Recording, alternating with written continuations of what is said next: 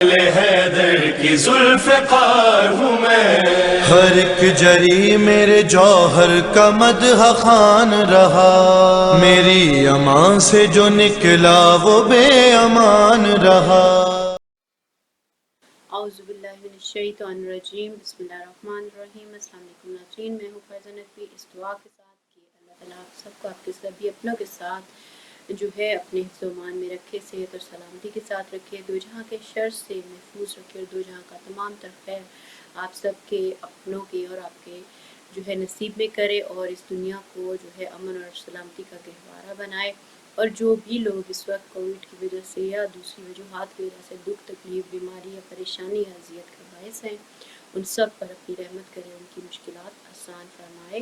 جی ناظرین، ہم بات کر رہے تھے کل جو تھا وہ امام علی علیہ السلام کی وصیت نامے کے اوپر، اور جس میں ہم مختلف نکات مختلف پہلوؤں سے دیکھ رہے تھے، جس میں بات آئی کہ امام علی کے وصیت کی جو ہے 3 طرح کے حصے ہیں، جس میں عبادات بھی ہیں، معاملات بھی ہیں، حقوق العباد بھی ہیں، اور انسانوں کی جو آخرت اور دنیا کے سے متعلق جو بھی اصول دین بھی ہیں، فروع دین بھی ہیں، عبادات اور معاملات بھی ہیں۔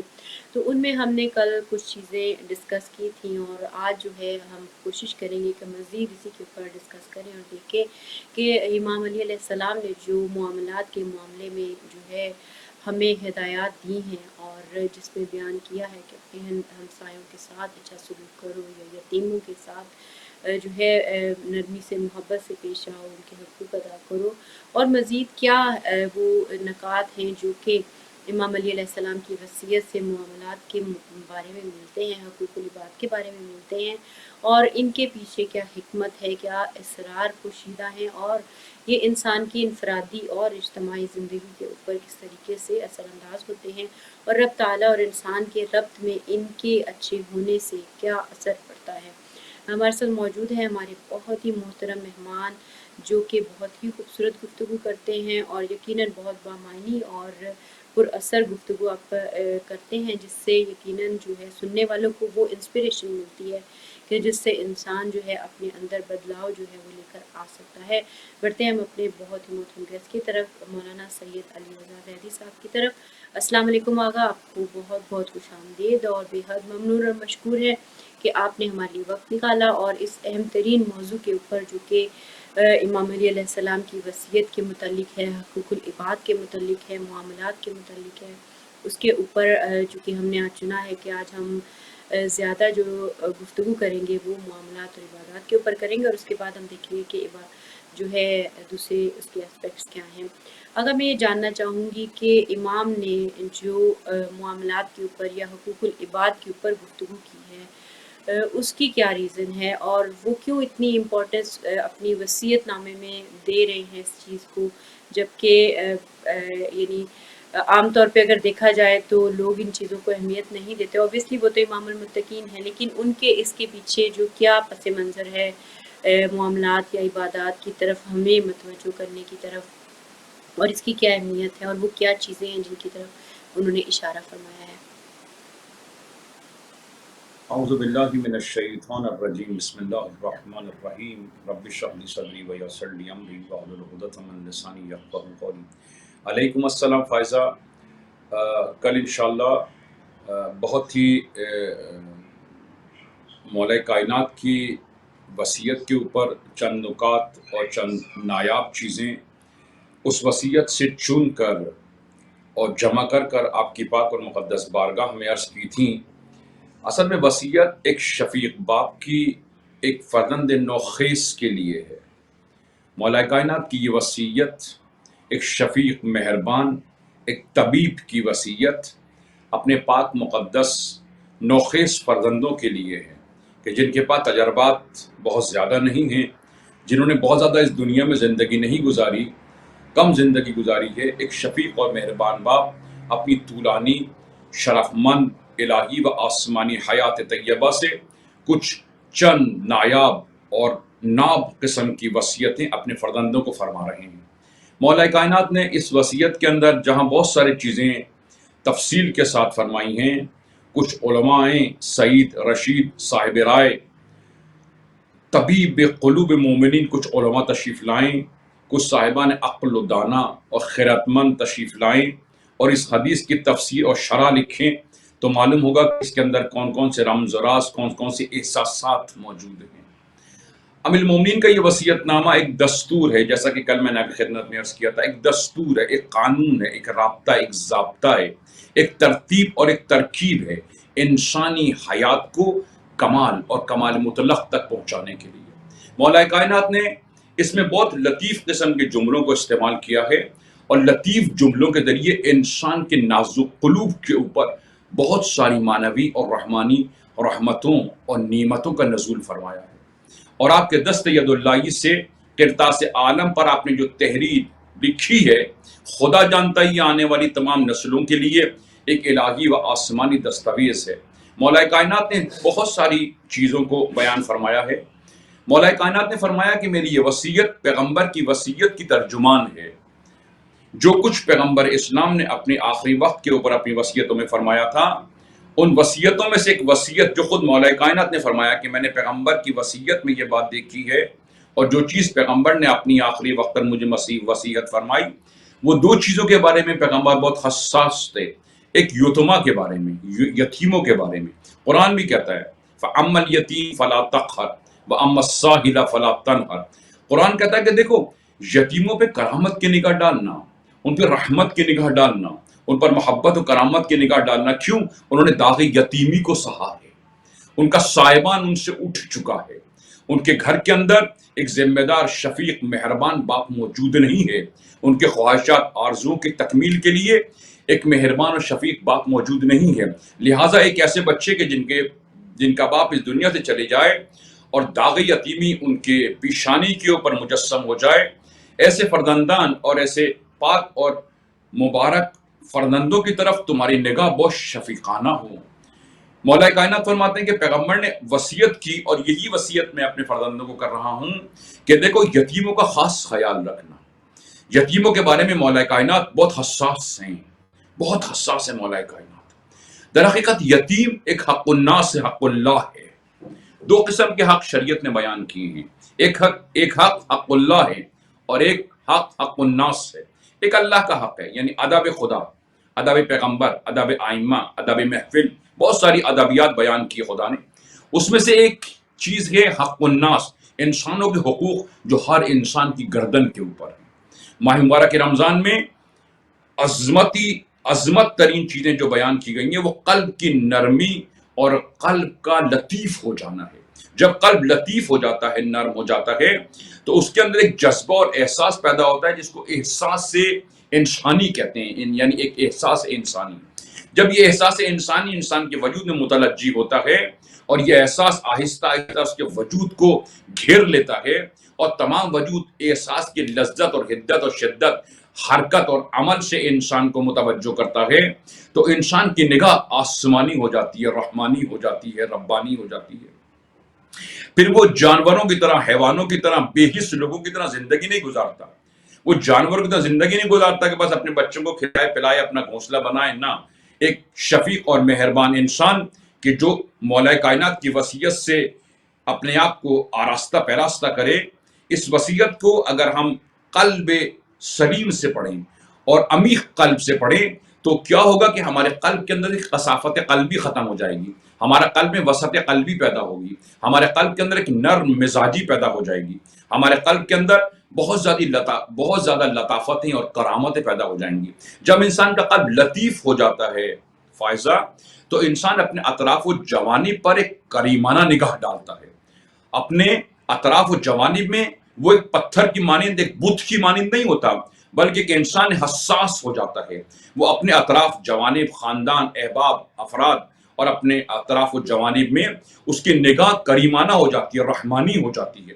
جب یہ نگاہ رحمانی ہو جاتی ہے، چون نگاہ رحمانی ہوتی ہے، اس کے قلب کے اندر رحمانیت کا صدور پیدا ہو جاتا ہے۔ جب یہ احساس تکمیل پا جاتا ہے اور ایک احساس انسانی انسان کے قلوب کے اندر متلجی ہوتا ہے، اس وقت تک متلجی نہیں ہو سکتا یہ احساس جب تک انسان کے قلب کے اندر نرمی اور لطافت اور نرمہٹ موجود نہ ہو۔ مولا کائنات کی یہ وصیت اس قدر لطیف اور عمیق ہے کہ انسان کے قلب سے کثافت قلبی کو دور کیا جائے۔ ایک قلب سنگی، ایک پتھر قلب، پتھر قلب کے اوپر کوئی چیز اثر نہیں کرتی ہے. احساسات، رنج، علم، اشک، آہ، فغاں، غم و حزن، کوئی چیز اثر نہیں کرتی. اس کا قلب حیوانی ہے.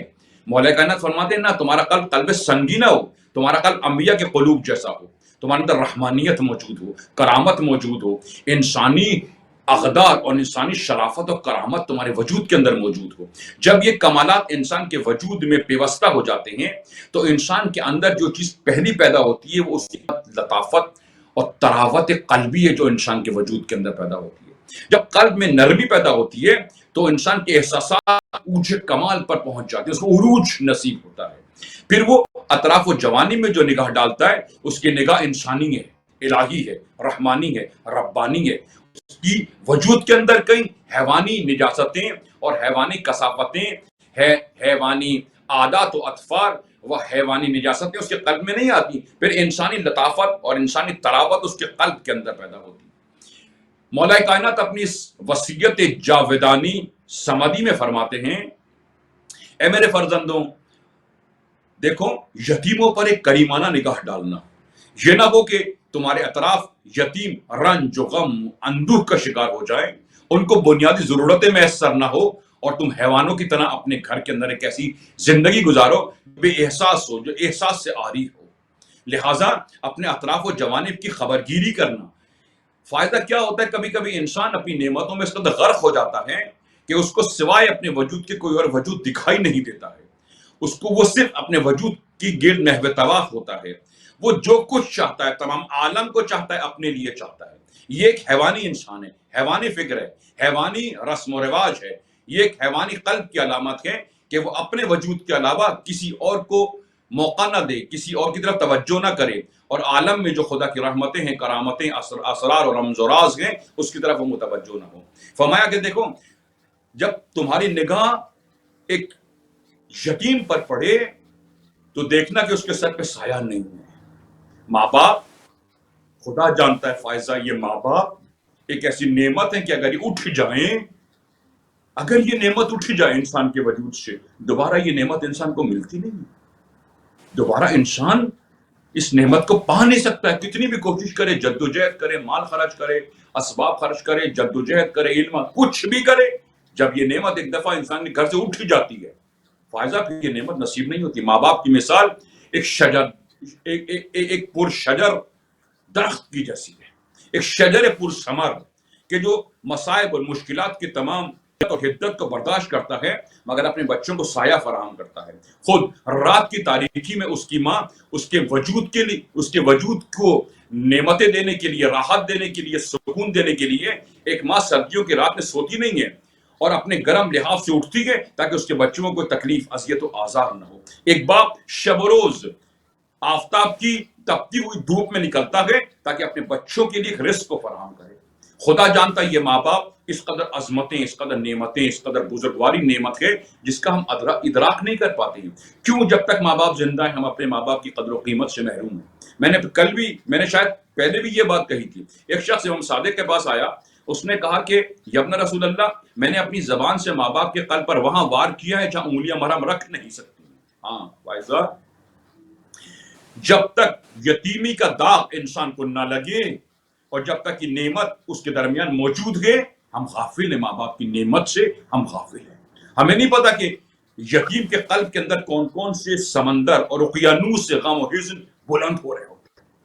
وہ شخص امام کے پاس آیا، اس نے کہا یا اپنا رسول اللہ، اب مجھے احساس ہو رہا ہے، درد و رنج و علم کا احساس ہو رہا ہے، اپنی حماقت کا، بے وقوفیوں کا، جہالت کا، کم ماہیگی کا مجھے احساس ہو رہا ہے کہ میں نے اپنی زبان سے اپنے ماں باپ کے قلب پر وہاں وار کیا ہے جہاں انگلیاں مرہم رکھ نہیں سکتی.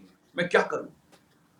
امام نے فرمایا کہ کیوں نہ میں تمہیں ایک ایسی ترکیب بتاؤں اور ایسا علاج بتاؤں، ایسا مرہم بتاؤں کہ اگر تم مرہم کو وہاں رکھو جہاں انگلیاں مرہم رکھ نہیں سکتی ہیں. فرمایا اس سے بہتر کیا ہے؟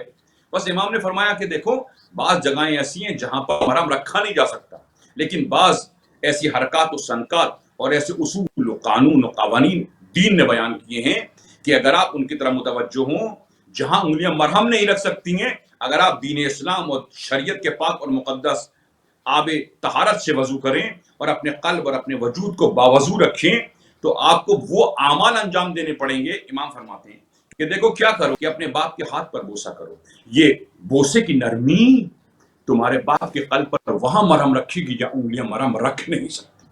فائزہ، ہمارا معاشرہ ایک حیوانی معاشرہ ہوتا چلا جا رہا ہے۔ ہمارے اندر ماں باپ کا احترام یا ماں باپ اپنی اولاد کا احترام، یہ تمام عظیم موضوعات ہیں، عظیم عنوانات ہیں۔ ایک کاش ان عنوانات پر تفصیل کے ساتھ گہری عمیق گفتگو شروع ہو تاکہ کچھ تغیرات اور کچھ چیزیں ہمارے وجود کے اندر پیدا ہو سکیں۔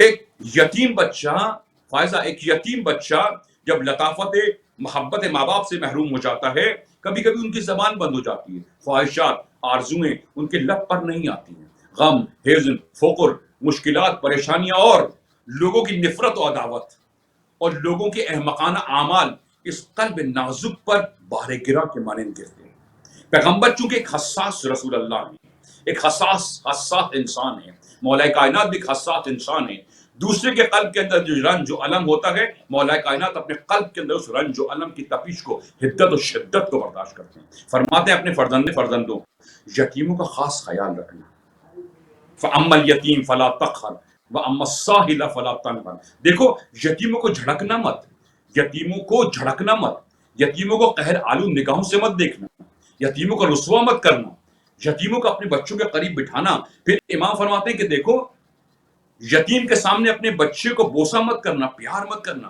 ایسا نہ ہو کہ جب تم اپنے بچے کو پیار کرو، بوسہ کرو، اس کو اپنی آغوش میں بٹھاؤ تو اس کو اپنے ماں باپ کی شدت پیدا ہو جائے اور اس کا قلب نازک رنج و الم اندوہ میں گرفتار ہو جائے۔ یہ وصیت نامہ ایک شفیق باپ کی سفارشات ہیں جو شفیق باپ کے لیے بیان کی گئی ہیں۔ مثلا آج ہمارے درمیان کیا ہے، ہمارا یتیموں سے کیا رویہ ہے؟ مثلا ہمارے اطراف کے اندر یتیم ہے، ہمارا ان سے کیا رویہ ہے؟ ہمارا ان سے کیا رویہ ہے؟ ہمارا ان کے ساتھ کیا رابطہ ہے ہمارا ان سے؟ آیا کم از کم پہلی چیز یہ کہ یتیموں کو دیکھ کر شفقت کی نگاہ ان پہ ڈالو، ان کو اپنی آغوش میں بٹھاؤ، ان کو بوسہ کرو، ان کے مشکلات، مصائب، پریشانیاں، رنج و الم۔ ایک دوسری بات ہے کہ ان کا باپ جس اسٹینڈرڈ پہ ان کو چھوڑ کے گیا ہے، فائزہ یہ بہت لطیف بات ہے۔ ہم کیا کرتے ہیں، کچھ کھانا پہنچا دیا، کچھ کپڑے پہنچا دیے اور ان کو ایک معمولی سے اسکول میں داخل کر دیا۔ نہ فائزہ، یہ جو مولا کائنات نے اپنی وصیت میں فرمایا نہیں، جو باپ جس اسٹینڈرڈ پہ چھوڑ کے اس دنیا سے گیا ہے اپنے بچوں کو، جس سطح پر چھوڑ کر گیا ہے، وہی سطح ان کو مہیا ہونی چاہیے۔ مثلا اگر بڑے اسکول میں بچے تھے تو ان کو چھوٹے اسکول میں داخل مت کرواؤ۔ جو بھی نعمتیں باپ ان کو دیتا تھا، وہ نعمتیں اگر تم یتیموں کو دو گے، اس کا مطلب ہے کہ تم نے یتیم کا خیال کیا، اس کی حرمت کا پاس کیا، اس کو حقوق یتیمان تم نے ادا کیے۔ پھر فرمایا کہ ان کو دھکے مت دو، ان کو ڈراؤ نہیں، دھمکاؤ نہیں، ذلیل مت کرو، ان کو بنیادی ضرورتوں سے محروم، ان کو اپنی آغوش میں بٹھاؤ، اپنے بچوں کی طرح ان کو بوسہ کرو۔ اب جو اپنے بچوں کے لیے نعمتیں اور عظمتیں جو چاہتے ہو، وہی چیز، وہی کیفیت کے ساتھ، اسی عمل کے ساتھ، اسی کیفیت کے ساتھ، اسی رنج و الم، محبت و مودت کے ساتھ جو تم اپنے بچوں کے ساتھ رویہ رکھتے ہو، وہی رویہ تم ان یتیموں کے ساتھ رکھو گے تو شاید کہیں جا کر یہ کہا جا سکتا ہے کہ تم نے یتیموں کا حق کسی حد تک ادا کیا۔ جی فائزہ۔ جی آغا، اس میں مجھے تھوڑا سا اس پہ بھی الیبوریٹ کیجیے گا، کیونکہ آپ نے یہاں یتیموں کی بات کی، پیرنٹس کی بات کی، تو ہم اکثر دیکھتے ہیں کہ اکثر آج کے اسپیشلی دور میں چونکہ لوگ معاشی پریشر کے شکار ہوتے ہیں اور وہ اپنے والدین کے ساتھ بہت بد سلوکی کرتے ہیں اور ان کے ساتھ بد زبانی کرتے ہیں، بد لحاظی کرتے ہیں، تو اس پہ تھوڑی سی رہنمائی فرمائیے کہ ایسے لوگوں کے لیے کیا گناہ ہے اللہ تعالیٰ کی نظر میں، اور جب آپ کے پاس مثلاً معاشی تنگی ہے اور اپنے پیرنٹس کے ساتھ یا یتیموں کے ساتھ آپ اچھا کرتے ہیں، تو ایسے انسان کے اوپر اللہ تعالیٰ کس طریقے سے رحمت کرتا ہے؟ کیونکہ جو بھی مسائل ہیں بنیادی طور پہ ایک ہماری تنگ ظرفی ہوتی ہے اور دوسرا ہم سمجھتے ہیں کہ دینے سے ہم غریب ہو جائیں گے یا کم ہو جائیں گے، چونکہ ہمارے بچوں کا ہمارا پورا نہیں ہو رہا، تو ہم اپنے والدین کا یا یتیموں کا کیوں خیال رکھیں؟ فائزہ یہ خود ایک معذرت چاہتا ہوں، یہ خیال خود احمقانہ ہے کہ دینے سے انسان جاتا نہ، خدا جانتا عجیب نظام ہے خدا کا۔ بات یہ نہیں کہ آپ کیا دے رہے ہیں، بات ہے کس کیفیت کے ساتھ آپ ادا کر رہے ہیں کسی کو۔ آپ کی قلبی کیفیت، بعض لوگ ہیں، بعض دفعہ ایسا ہوتا ہے یتیم کو پیسہ نہیں چاہیے ہوتا ہے، اس کو آغوش نرم چاہیے ہوتی ہے، ایک نگاہ پاک چاہیے ہوتی ہے، اس کو پدری شفقت چاہیے ہوتی ہے، اس کو ایک پدر کی محبت مودت چاہیے ہوتی ہے، اس کو تحفظ چاہیے ہوتا ہے. ضروری نہیں ہے کہ ہم سمجھتے ہیں کہ کسی یتیم کا پیٹ بھر دو، نہ، وہ کیفیات جو آپ کے پاس موجود ہیں. مثلا اگر آپ کے پاس رحمانیت ہے، اس رحمانیت کی طلبگار ہے وہ یتیم. دوسری بات یہ کہ یہ الہی کیفیتیں پاکیزہ، طیب و طاہر، متبرک اور مقدس لوگوں میں پیدا ہوتی ہیں کہ جن کے اندر زنگ دنیا موجود نہیں ہے، جو آخرت پر ایمان رکھتے ہیں، جو اللہ اور اہل بیت علیہ السلام سے محبت کرتے ہیں اور ان کی پاک اور مبارک راہ کے اوپر استقامت اور سلامتی کے ساتھ چلنے کے لیے خدا سے عہد وفا کرتے ہیں. فائزہ یہ پاکیزہ لوگوں کے لیے وصیت بیان کی جا رہی ہے. وہ لوگ کہ جن کا قلب دنیا کے ہوا و ہوس میں گرفتار ہے، وہ صرف اپنے علاوہ کسی کو دیکھتے نہیں ہیں. خدا جانتا ہے یتیموں کے بارے میں. خدا آپ سے یہ نہیں پوچھے گا کہ آپ نے اپنی استطاعت سے بڑھ کر کیا، نہ کوشش کریں کہ کوئی ایک ایسا عمل کریں کہ جس سے قلب یتیم کو آرام و سکون و اطمینان نصیب ہو سکے. پہلی بات یہ کہ آپ کا ایٹیٹیوڈ یتیموں کے ساتھ کیسا ہے، کیسا ایٹیٹیوڈ ہے، آپ کے قلب کے اندر کیا حالت ہے، آپ کے قلب کی کیفیت کیا ہے کسی یتیم کو دیکھ کر. خدا جانتا ہے. خدا کے یہاں آپ یہ جو آپ پیسہ دیتے ہیں، یہ کرتے ہیں، یہ ایک جگہ پر ہے، اس کا ایک مقام اور منزلت ہے، لیکن اصل چیز عمل نہیں ہے، کیفیت عمل ہے، نیت عمل ہے. ہم فقط ہماری نگاہ عمل کے اوپر ہوتی ہے. ہم روایات میں ہے کہ پیغمبر فرماتے ہیں کہ النیت افضل من العمل، ایک نیت عمل سے افضل ہے. آیا ہماری نیت کیا ہے؟ یتیم بچے کے بارے میں ہماری نیت کیا ہے؟ آیا ہماری نیت خیر ہے یا ہماری نیت دکھاوا ہے؟ ہماری نیت خدا کے لیے اس یتیم کی پرورش ہے یا فقط دنیاوی جاہ و جلال اور دنیاوی شہرت کے لیے ہم ایک یتیم کی پرورش کر رہے ہیں؟ اگر نیت آپ کی پاک ہو جائے، خدا کی قسم اگر نیت پاک ہو جائے، خدا آپ کے وجود کے اندر ایسی لطافت و کرامت و بزرگواری عطا کرے گا کہ ایک یتیم کو آپ سے زیادہ محبت ہو جائے گی بنسبت اس کے کہ جو اس کو پیسوں سے سپورٹ کرتا ہے. آپ کے قلبی کیفیت کیا ہے اور آپ اس مسئلے پر کتنے حساس ہیں، آپ اس مسئلے کو کتنی اہمیت دیتے ہیں اور آپ اس مسئلے پر کس طرح عمل کرتے ہیں. اصل بات یہ ہے آپ کا ایکٹ کیسا ہے، آپ کا عمل کا طریقہ کار کیسا ہے، آپ کی وضعیت کیسی ہے، آپ کیسے اس بچے کے ساتھ روابط کو برقرار رکھتے ہیں، آپ کیسے اس کی حرمت کا پاس کرتے ہیں، کیسے آپ اس کی ترقی اور تکامل کے راستوں کو کھولتے ہیں، آپ کی گفتگو میں کتنا ہنر ہے، کتنی نرمی ہے، کتنی محبت ہے، کتنی شفقت ہے. یہ تمام چیزیں فائزہ خدا، اور اگر آپ خدا کی قسم اگر آپ خدا کے لیے ایک قدم چلو گے، 10 دروازوں سے آپ کو اپنی نعمتوں میں شامل حال کرے گا. روایات میں کہ جو شخص 1 درم اللہ کے راستے میں خرچ کرے، 1 درم اللہ کے راستے میں خرچ کرے، خدا 100 درم سے اس کی مدد و نصرت کرے گا. پھر ایک اور حدیث، اسی طرح کی ایک اور حدیث ہے کہ اگر تم اپنے 1 درم کو راہ خدا میں خرچ نہیں کرو گے، فرض کرو ایک آدمی یہ بخیل ہے، بڑی نجاست ہے، بخالت بڑی نجاست ہے، بہت ایک انسان کی پستی اور حقارت، ذلیل ہونے کے لیے یہ بات کافی ہے کہ وہ بخیل ہو. بعض لوگ مالدار ہیں، صاحب ثروت ہیں، مال و دولت ان کے پاس موجود ہے، مگر ان کی فکر بخیل ہے، ان کا قلب بخیل ہے، ان کا طریقہ کار بخیلوں والا ہے، ان کی نگاہ بخیل ہے، ان کا قلب بخیل ہے، ان کے امور میں بخالت متنجی اور جلوہ گر ہے. فائزہ ایک اور حدیث ہے، جو شخص خدا کے راستے میں خلوص کے ساتھ، پاک کیفیت کے ساتھ 1 درم خرچ نہیں کرے گا، اللہ اس سے 100 درم باطل کے راستے میں خرچ کروائے گا. یہ حدیث ہے. اگر تم نے اپنے آپ کو خدا کے لیے خالص نہیں کیا، پھر کیا ہوگا؟ تم شیطان کی ہو جاؤ گے. یتیم جانتا ہے، یتیم حدیث میں ہے کہ دیکھو یتیم کی جو آواز ہے وہ 7 آسمان کو چیرتی ہوئی خدا تک پہنچتی ہے. ایک مظلوم کی دعا اور ایک یتیم کی آہ، جب یتیم کے قلب نازک سے اور قلب سلیم سے آہ نکلتی ہے، کہتے ہیں آسمان و زمین میں لرزہ طاری ہو جاتا ہے. کیوں؟ اس کا سرپرست موجود نہیں ہے، وہ شجر سایہ دار نہیں ہے جس کے آغوش میں یہ یتیم بیٹھا کرتا تھا. یہ حساسیت کے مسئلے ہیں، یہ پاکیزہ قلوب کے مسائل ہیں، یہ اذہان طیب و طاہر کے مسائل ہیں. وہ لوگ کہ جنہوں نے آغوش امامت و ولایت میں زندگی گزاری ہے اور جو اپنے آپ کو وابستہ با امام کرتے ہیں، وہ امام کی وصیتوں کو ایسے ہی سنتے ہیں جیسے ایسے ہی عمل کرتے ہیں جیسے قرآن پر عمل کرتے ہیں، اور وہ اس پر ایسے ہی ایمان رکھتے ہیں جیسے قرآن کے اوپر ایمان رکھتے ہیں. کیونکہ امام مولا کائنات کی یہ زبان لسان اللہ ہے، اور مولا کائنات کا پورا وجود اللہ کی محبت میں متلجی ہے. وہ جو کچھ کہتے ہیں وہی حق اور وہی دین اور وہی شریعت ہے. جی فائزہ. جی اگر اس میں کچھ یہ بھی بتائیے گا کہ کچھ انہوں نے جو امام کی وصیت میں ہمیں ملتے ہیں ہمسایوں کے حقوق، ایسے حقوق جو کہ ہمارے ساتھ قریب رہنے والے ہمسائے ہیں ان کے، تو ان کے کیا حقوق ہیں اور ان کا کس طرح سے خیال رکھنا ضروری ہے اور اس کی کیا اہمیت ہے؟ فائزہ، مولا کائنات کی وصیتوں میں سے ایک بڑا لطیف نقطہ یہ ہمسائگان ہیں، یہ پڑوسی ہیں۔ پیغمبر فرماتے ہیں کہ مولا کائنات فرماتے ہیں کہ پیغمبر نے اپنی وصیتوں میں اس قدر رعایت برتی ہے، اس قدر تاکید کی ہے، اس قدر تشویش دلائی ہے پڑوسیوں کے بارے میں۔ فائزہ، ذرا اپنے اطراف و جوانب میں ذرا حالات و واقعات دیکھیں اور پرانے ادوار کو یاد کریں۔ ایک زمانے میں ہمارے بچے پڑوسی ہمارے بچوں کے ایسے محافظ ہوتے تھے جیسے ماں باپ محافظ ہوتے تھے۔ ایک زمانے میں پڑوس خاندان کہلایا کرتا تھا۔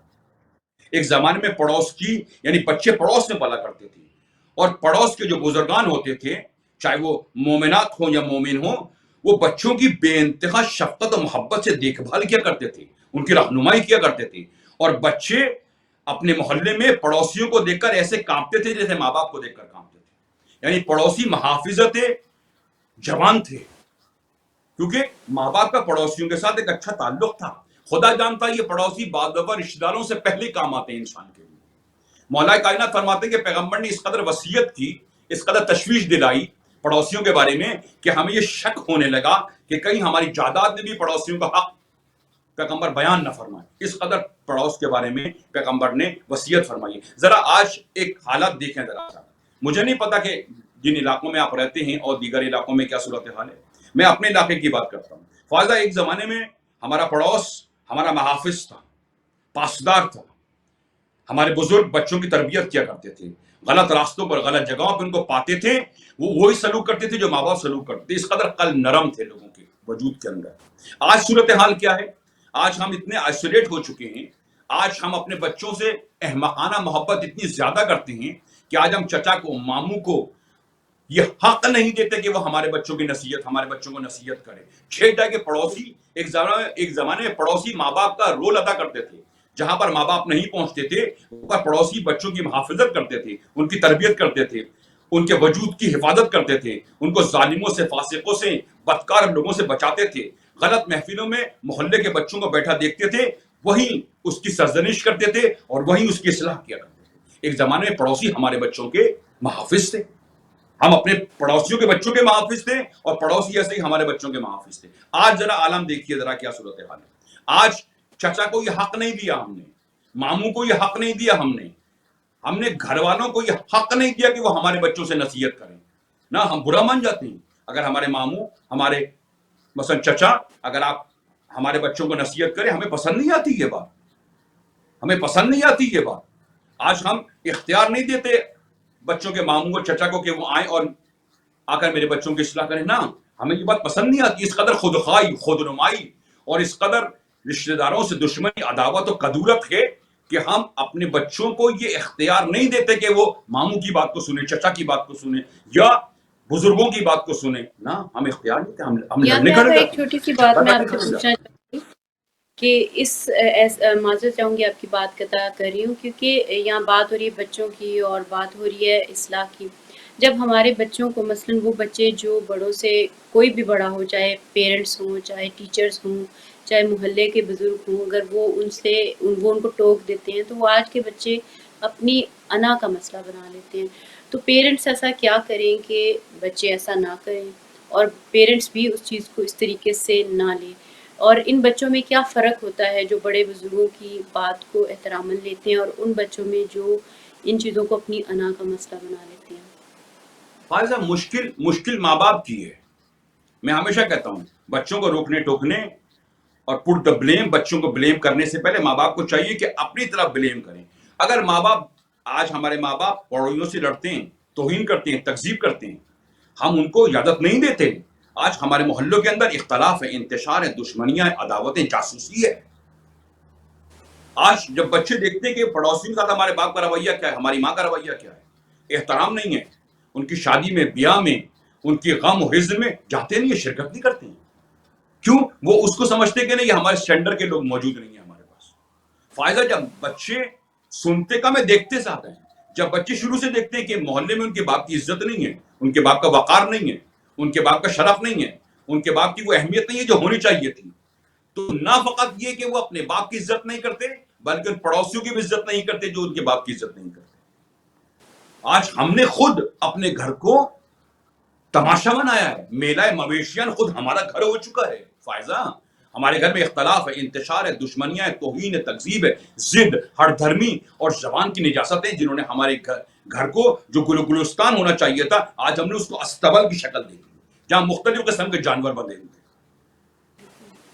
آج آپ دیکھیے، ذرا دیکھیے، آج یہ جو اطراف میں ہزاروں ہوٹل کھل گئے، ہزاروں ہوٹل، ہزاروں منشیات فروشوں کے ہوٹل کھل گئے۔ آج اس جوان کو اپنے گھر میں سکون کیوں نہیں ہے؟ آج محلے والے کیوں نہیں روکتے ہیں اس بچے کو جو محلوں کے ہوٹل میں جاتا ہے، سگریٹ نوشی کرتے ہیں، منشیات فروشی ہوتی ہے؟ جب محلے والے اور ماں باپ اپنے بچوں کی محافظت نہیں کریں گے تو گھر سے نکل کر بچہ ایک مگرمچھوں کی قید کے اندر ہے۔ بہت سارے سیاسی، مذہبی، درندے، دہشت گرد وہ ان پاک اور مقدس بچوں کی تلاش میں۔ جب ہمارے گھر کے اندر سکون و قرار و طمانینت نہیں ہوگا اور ہمارے محلے کے اندر محبت و مودت نہیں ہوگی، احترام نہیں ہوگا، شرافت و کرامت نہیں ہوگی، بچے جب جائیں گے، یہ باقاعدہ فائزہ تحقیق کی لوگوں نے، ہر محلوں کے اندر 10 15 ہوٹل بنے ہوئے، صبح سے لے کے رات تک، رات سے لے کے فجر تک یہ ہوٹل کھلے ہوئے۔ ان ہوٹلوں کے اندر اس قسم کے لوگ آ کے بیٹھتے ہیں، اس قسم کے فاسق، فاجر، منشیات فروش اور انسان کی حرمت کو تہوبالا کرنے والے، اس کے گھر سے برگشتہ کرنے والے، اس کے دین سے برگشتہ کرنے والے، یہ ہوٹل جان بوجھ کے کھولے گئے۔ یہ ہوٹل ایک مافیا ہے کہ جو بچے جو اپنے گھر میں ان کو سکون و قرار و اطمینان نصیب نہیں ہوتا، محلوں میں ان کو عزت و شرف نصیب نہیں ہوتی اور محلے والے ان کو روکتے ٹوکتے نہیں ہیں، ایسے بچے ہوٹلوں میں جا کے بیٹھتے ہیں۔ پھر سیاسی تنظیمیں، مذہبی تنظیمیں، درندے، دہشت گرد، منشیات فروش، یہ وہیں سے آپ کے بچوں کو اٹھاتے ہیں، ان کے اذہان کی آبیاری کرتے ہیں، ان کے ذہن میں ماں باپ کے خلاف ایک زہر بھرتے ہیں، محلے کے خلاف زہر بھرتے ہیں۔ کیوں آج ہمارے بچے ہوٹل پہ جا کے بیٹھے ہیں؟ فائدہ مجھے یاد ہے اچھی طرح، ہم میں جرت نہیں تھی، خدا جانتا ہے ہمیں جرت نہیں تھی کسی ہوٹل میں جا کے بیٹھ جائے۔ ہم ڈرتے تھے کہیں محلے والا ہمیں یہاں نہ دیکھ لے، اور اگر محلے والا کوئی آ جایا کرتا تھا، خدا جانتا ہے ہوٹل کے اندر ہمیں تھپڑ مارا کرتا تھا کہ گھٹیا جگہ پہ بیٹھی ہو، کہ بدترین لوگوں میں بیٹھے ہوئے ہو، یہاں کیوں بیٹھے ہوئے ہو؟ آج ہم نے اپنے ماں باپ کو، ہم نے اپنے رشتے داروں کو حق نہیں دیا کہ وہ ہمارے بچوں کو نصیحت کریں یا ہمارے بچوں کے بارے میں اچھی رائے پیش کریں، نہ ہم نے ان کو اختیار نہیں دیا، اس قدر آئسولیٹ ہو گئے ہیں۔ جب ہم نے اپنے بھائی کو اور رشتے داروں کو یہ حق نہیں دیا کہ وہ ہمارے بچوں پر نصیحت کریں، چھے جائے کہ محلے والے۔ ایک زمانے میں یہ نصیحت کا حق محلے والوں کے پاس تھا، یہ حق محفوظ تھا، گھر کے بڑے بچوں کو ڈانٹا کرتے تھے اور بچوں کی اصلاح کیا کرتے تھے، نصیحت کیا کرتے تھے، اور جب وہ کسی غلط گیدرنگ کے بچوں کو دیکھا کرتے تھے تو وہاں سے بچے کا ہاتھ پکڑ کے لے کر آیا کرتے تھے۔ یہ اساتذہ کو یہ حق تھا، ہمارے استادوں کو یہ حق تھا، محلے کو ہماری یہ حق تھا، رشتے داروں کو ہماری یہ حق تھا۔ ہم نے سارے حقوق پائمال کر دیے، آئسولیٹ ہو گئے، خود بھی آئسولیٹ ہو گئے اور اپنے آپ کو بھی آئسولیٹ کیا۔ آج آپ دیکھیے شیعہ محلوں میں ذرا جا کر دیکھیے کیا صورتحال موجود ہے، دشمنی، عداوتیں، بد زبانی ہے، طنز ہے، نجاستیں، کثافتیں، بغض و عناد ہے، ایک بحران شیطانی ہے جو ہمارے محلوں کے اندر موجود ہے۔ وہ احترام، وہ شرافت، وہ کرامت۔ آگا بھی آپ نے شروع میں تھوڑی سی بات کی تھی جو نیبرز کی اور محلے والوں کی جس طرح بھی بات ہو رہی ہے، مگر آج ہم یہ دیکھتے ہیں کہ آج تو ہمارے ایون جو محرم رشتے ہیں ان سے بھی بچے بچیاں محفوظ نہیں ہیں۔ آج کل اتنی خطرناک سچویشن ہو چکی ہے کہ معصوم بچے اور بچیوں کی عزتیں جو پامال ہو رہی ہیں وہ ایسے لوگوں کے ہاتھوں ہو رہی ہیں کہ جو گھروں میں اتنے قریبی رشتے ہوتے ہیں کہ جن سے انسان تصور ہی نہیں کر سکتا۔ تو اور جہاں پہ اگر کوئی، جس طرح آپ نے بات کی کہ ہم کوئی کسی کو اگر فرض کریں ٹوک بھی دیتا ہے تو اسی پر پیرنٹس جا کر لڑنے لگ جاتے ہیں، یا وہ بچہ اٹھ کے ان بڑوں کی انسلٹ کرنے لگ جاتا ہے کہ آپ کو کیا حق ہے کہ آپ اس طرح سے بات کریں، آپ کو کس نے، یعنی وہ اپنی انسلٹ محسوس کرتا ہے، اپنی ایگو کی خاطر ان کی انسلٹ کرنے لگ جاتا ہے۔ تو اس چیز کو، اس کا سلوشن کیا ہے اور اس سے نکلیں کیسے؟ فائزہ میں آپ کی بات کو منقطع کر رہا ہوں۔ فائزہ یہ جو آپ چیزیں اپنی بھی آپ نے بیان کی، ناشائستہ اور تکلیف آور، ناشائستہ جو چیزیں ابھی آپ نے بیان فرمائی ہیں، درد و رنج و علم جو اخبارات میں پڑھتے ہیں، فائزہ میں نہیں کہتا کہ معاشرے میں چیزیں موجود نہیں ہیں، لیکن بہت وثوق سے اور تصدیق سے یہ بات کہتا ہوں، ابھی یہ چیزیں عمومی نہیں ہیں۔ اخبارات ان چیزوں کو بیان کرتے ہیں، میڈیا ان چیزوں کو بیان کرتا ہے تاکہ لوگوں کے وجود کے اندر، لوگوں کے اذہان کے اندر نجاست و کثافت و ذلت و رسوائی پیدا ہو۔ فائزہ، کئی طرح کی مصیبتیں جو ہمارے معاشرے کے اوپر باران کی طرح برس رہی ہیں، یہ میڈیا جو لوگوں کی اخلاق کو باختہ کر رہا ہے، لوگوں کے شرف کو باختہ کر رہا ہے، نظام خاندان کی بنیادوں کو ادھیڑ رہا ہے۔ فائزہ، یہ جو ہم دیکھتے ہیں اس قسم کی باتیں، خود جانتا ہے وہ پاکیزہ محلوں میں وقوع پذیر نہیں ہوتی ہیں، وہ متبرک و مقدس چیزوں میں وقوع پذیر نہیں ہوتی ہیں، یہ وہاں ہوتی ہے جہاں جہالت اور گنوار پر، ذلت اور رسوائی، علم و حکمت سے دوری جہاں پر زیادہ موجود ہے۔ یعنی بہت ساری کثافتیں جو پہلے بھی موجود تھی، اس طرح اس کو اشتہار نہیں کیا گیا، اس طرح اس کو بیان نہیں کیا گیا، اس طرح اس کو لوگوں کے سامنے بیان نہیں کیا گیا ہے۔ یہ پہلے سے، یہ ہر امت کے اندر یہ مشکلات و مسائل پہلے سے موجود ہیں۔ میڈیا نے کیا کیا ہے؟ خود ہمارے سامنے ہمارے پاک اور مقدس رشتوں کو آلودہ کر دیا ہے۔ آج کیا مجھے اپنے بھائی پر، بہن پر، دوستوں پہ، احبابوں پہ اگر آپ میں شک کرنا شروع کر دوں؟ یہ میڈیا یہ چاہتا ہے کہ جو تھوڑی بہت اقدار رہ گئے ہیں، تھوڑی بہت جو چیزیں رہ گئی ہیں، اس کو بھی برباد کر دے۔ میں نہیں کہتا ہوں یہ مسائل ہیں، خدا کا شکر ہے کہ یہ مسائل عمومی نہیں ہیں، یہ مسائل گھروں میں نہیں ہیں، یہ مسائل اتنے زیادہ نہیں ہیں، اس کو ہائی لائٹ زیادہ کیا گیا ہے، اس کو بیان زیادہ کیا گیا ہے، اس کی حرمت شکنی کی گئی ہے۔ کیا اس سے پہلے یہ تمام چیزیں موجود تھیں؟ مگر میڈیا اتنا آزاد نہیں تھا، میڈیا کو یہ نہیں تھا۔ میڈیا کا کام کیا ہے؟ نجاستوں کو دیکھو، اس کو دبا۔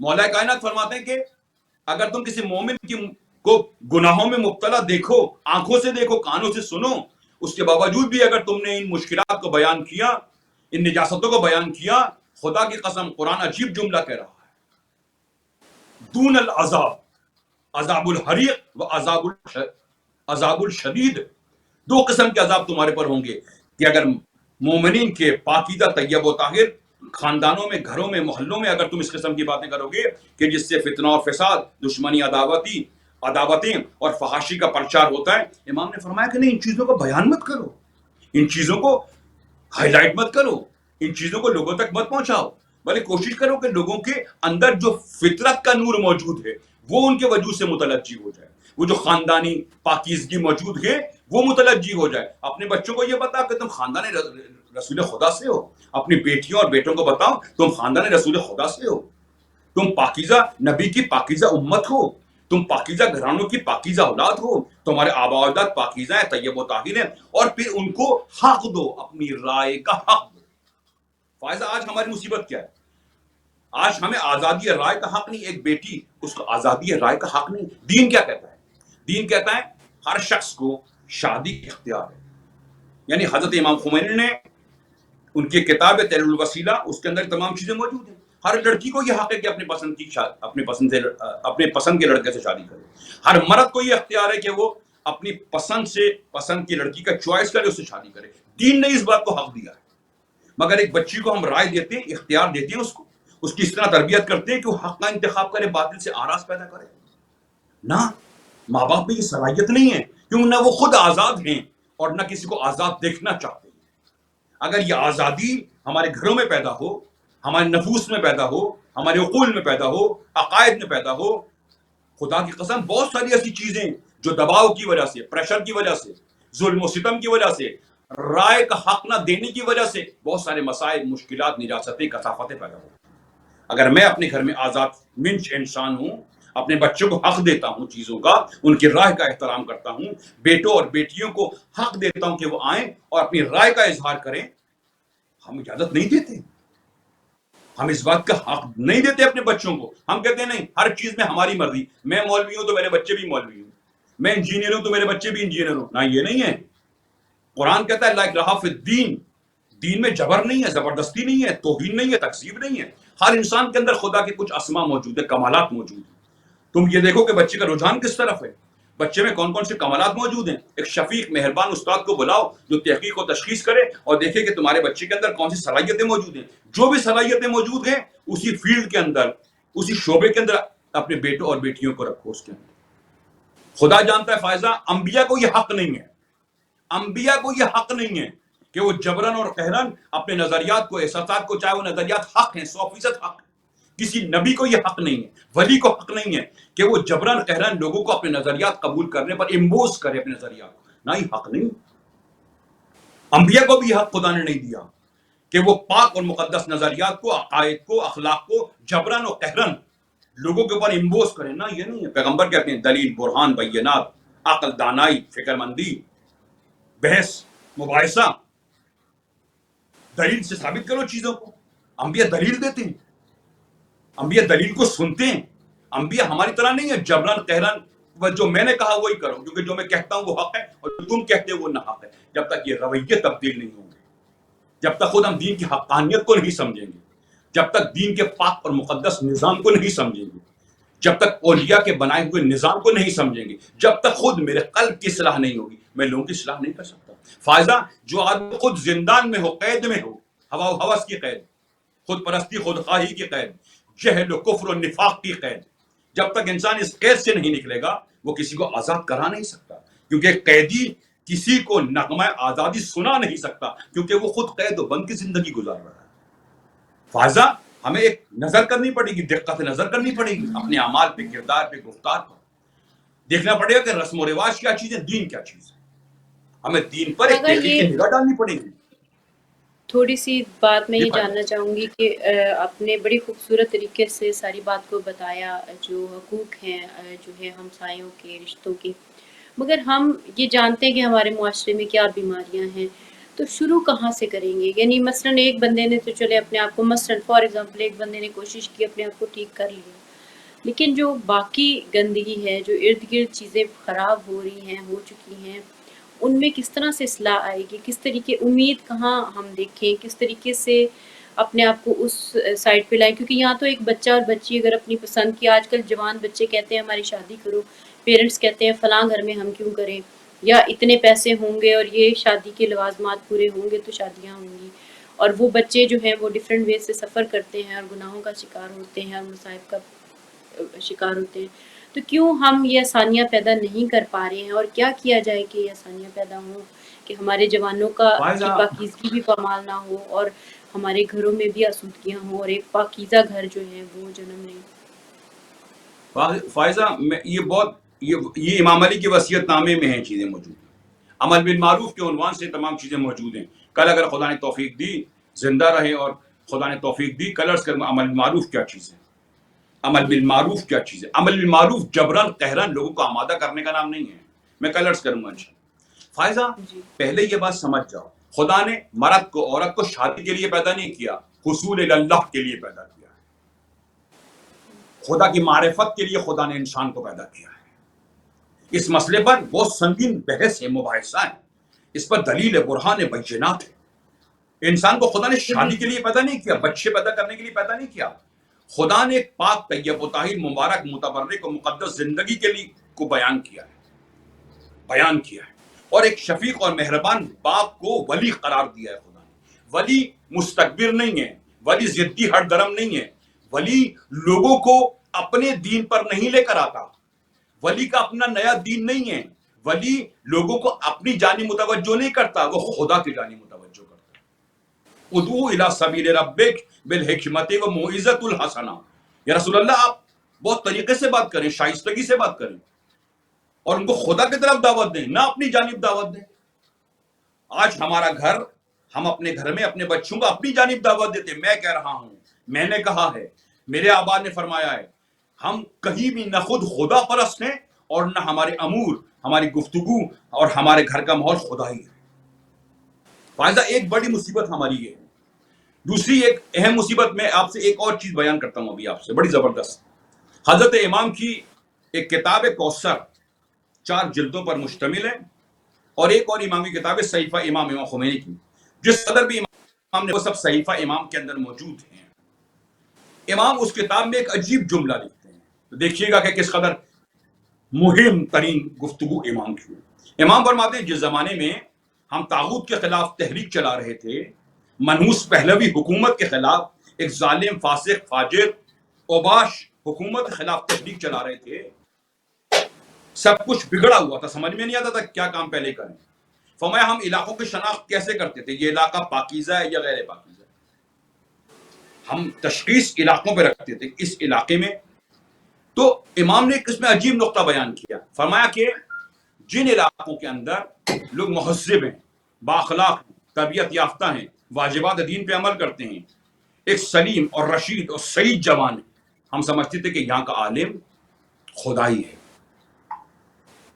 جس علاقے کے اندر ظلم ہے, ستم ہے, نفاق ہے, ذلت ہے, جہل ہے, کفر ہے, ہم سمجھتے تھے کہ یہاں کا عالم شاہ پرست ہے. امام فرماتے ہیں دیکھو علماء کا اپنا ایک اثر ہے, علماء کے قلب میں جو نور ایمان ہے اس کا ایک اثر ہے, وہ مسجد سے صدور کرتا ہے, وہ نور مسجد سے صدور کرتا ہے اور تمام محلے کو اور تمام علاقے کو اپنے لپیٹ میں لے لیتا ہے. اگر علماء خدائی ہو جائیں, الہی ہو جائیں, محلہ پاکیزہ ہو جائے گا.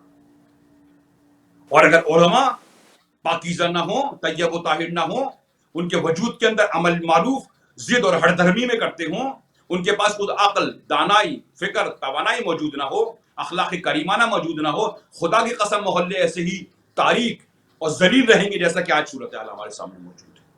یہ حضرت امام نے اپنی کتاب میں لکھی ہے تمام چیزیں. علماء کا اپنا ایک اثر ہے, پاکیزہ قلب کا اپنا ایک اثر ہے. اگر ماں باپ کے قلب پاک ہو جائیں, علم, حکمت, دانائی, آزادی رائے اور عقل و دانائی زندہ ہو جائے, بہت سارے مسائل ختم ہو جائیں گے. ایک بات, آخری بات میں آپ سے کہتا ہوں, فائدہ جس دن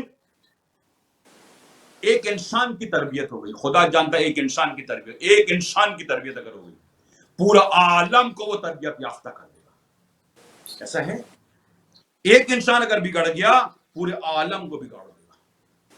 اگر میں خود اپنی محافظت کرتا ہوں, اپنی تربیت کرتا ہوں, ان اصول, ان قواعد, ان ضوابط پہ جو اسلام نے, دین نے, اولیاء نے فرمائے ہیں, نہ وہ اصول و قواعد و رسوم و رواج کہ جو میرے آبا نے فرمائے, نہ یہ نہیں ہے.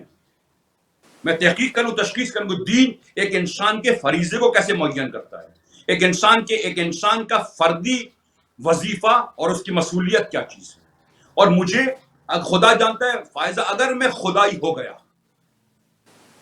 میرے اطراف کا تمام ماحول رحمانی اور ربانی ہو جائے گا. آج ہماری مصیبت یہ ہے, میں آخری بات کہتا ہوں, آج دیندار طبقہ, فائزہ معذرت چاہتا ہوں, دیندار طبقہ سب سے زیادہ ضدی ہر درم ہے, طاغوتی صفات ان کے اندر موجود ہیں, بے دلیل گفتگو, بے ہنر گفتگو, توہین, تکذیب, زبان کی نجاستیں, ہاں, ظلم, ستم, ہر وہ چیز, بد اخلاقی سب سے زیادہ مذہبی گھرانوں کے اندر موجود ہے. یہ وہ لوگ ہیں جو تبلیغ و ابلاغ اسلام کر رہے ہیں, خدا جانتا ہے سب سے زیادہ بد اخلاق وہی لوگ ہیں. تحمل نہیں ہے, بردباری نہیں ہے, صبور نہیں ہے, الہی و آسمانی احساسات اور ان کے اندر الہی و خدائی صفات, اوصاف و کمالات ان کے اندر موجود نہیں ہیں. عقل پاک نہیں ہے, قلب نرم نہیں ہے, زبان شائستہ نہیں ہے, سوچنے سمجھنے کی عادت ان کے پاس موجود نہیں ہے, وہ سننا نہیں چاہتے, سنانا چاہتے, اور ان کا تجزیہ اور تحلیل احمقانہ ہے. سب سے زیادہ معاشرے میں آج جو دینی لوگ ہیں, وہ افراد جو اپنے کو دینی کہتے ہیں, سب سے زیادہ بد اخلاق وہ لوگ ہیں, بے ادب, بے تہذیب, تمدن سے خالی, عقل و دانائی سے عاری, اور معاشرے کے لیے مصیبت بن گئے ہیں. انہی کی حماقتوں نے, انہی کی بد اخلاقیوں نے, انہی کے تاریخ قلب نے, انہی کی حماقتوں نے لوگوں کو دین حق سے, دین نورانی سے اور دین اہل بیت سے متنفر کر دیا ہے. واضح یہ مشکل ہے, تحقیق کریں, آئے معاشرے کے اندر آ کے دیکھیں. کل انشاءاللہ اگر خدا کی توفیق رہی, عمل معروف کے عنوان سے کچھ چیزوں کا آپ کے سامنے بیان کروں گا. ایک چیز امیر المومنین نے فرمایا, ایک عزیز ہو, یتیموں کا خیال کرو, ایک اپنے پڑوس کا خیال کرو. فرمایا یہ دونوں چیزیں پیغمبر نے اپنے وصیت میں بیان کی ہیں, اور یہی دو نایاب نکات نایاب و نکات ناب میں خود اپنی وصیت میں اپنے فرزندوں کو, عاشقوں کو, شیفتگان کو, یہ دونوں وصیتیں میں ان کو فراہم کر رہا ہوں, بیان کر رہا ہوں. شاید قلب قاسی کے اوپر, شاید قلب سنگی کے اوپر میری نصیحت کچھ عمل کر جائیں. یہ فائدہ. جی بہت بہت شکریہ آغا, آپ کی اتنی خوبصورت گفتگو تھی, وقت کے نکلنے کا بالکل خیال ہی نہیں رہا, اور بالکل ہم اختتام ہو چکا ہے ٹائم کا, بلکہ ہم اوپر جا رہے ہیں. بے حد شکر گزار ہوں آپ کی, اور دیکھنے سننے والوں سے کہوں گی کہ جس طرح آغا نے فرمایا کہ رسول خدا صلی اللہ علیہ وسلم اور امام علیہ السلام دونوں کی وصیت میں جو ایک اہم ترین نکات ہیں ان میں جو 2 اہم نکات تھے وہ یتیموں اور ہمسایوں کا خیال رکھنا ہے. تو ہم بھی کوشش کریں کہ ہمارے ارد گرد رہنے والے کوئی بھی جو ہمارے رشتہ دار ہیں یا دوست ہیں یا ملنے والے ہیں جو کوئی بھی یتیم ہیں یا ہمارے نیبرز ہیں وہ ہمارے ہاتھ زبان اور اخلاق سے دکھ اور تکلیف کا شکار نہ ہوں، اور وہ اگر بھوکے پیاسے یا تکلیف میں ہیں تو ہم بنا ان کی تذلیل کیے، بنا ان کی عزت نفس کو مجروح کیے ان کے لیے آسانی کا جو ہے سامان مہیا کریں اور محبتوں کو فروغ دیں اور اللہ کے اوپر توکل کو فروغ دیں، اور خدائی جو گھر ہیں وہ اپنے گھروں کو، اپنے وجود کو رب کا گھر بنائیں تاکہ اس سے وہ رحمتیں، وہ برکتیں، وہ محبتیں، وہ سکون، وہ راحتیں نکلیں جو اس ہمارے گرد و نما کو پاکیزہ، روشن اور اچھا کر دے. اسی پیغام کے ساتھ کہ جہاں رہیں خوش رہیں، آباد رہیں، اللہ تعالیٰ کی بے شمار رحمتوں، برکتوں، محبتوں کے سائے میں رہے. رب تعالیٰ آپ کو آپ کے سبھی اپنوں کے ساتھ جو ہے خوش آباد سلامت رکھے، 2 جہاں کے شر سے محفوظ رکھے اور 2 جہاں کا تمام تر خیر نصیب فرمائے. اور تمام بیمار جو اس وقت کووڈ کی وجہ سے بیمار ہیں یا 2 جہاں کل مخلوقات ہیں، اللہ تعالیٰ ان سب پر اپنی رحمت کرے اور سب کے دکھ تکلیف رنج و الم تک مشکلات کو دور فرمائے، آسانیاں دے، راحتیں عطا کرے. اجازت چاہوں گی. زمان جان لے حیدر کی ذوالفقار ہوں میں، ہر ایک جری میرے جوہر کا مدح خوان رہا، میری امان سے جو نکلا وہ بے امان رہا. ہر ایک جری میرے جوہر کا مدح خوان رہا، میری امان سے جو نکلا وہ بے امان رہا.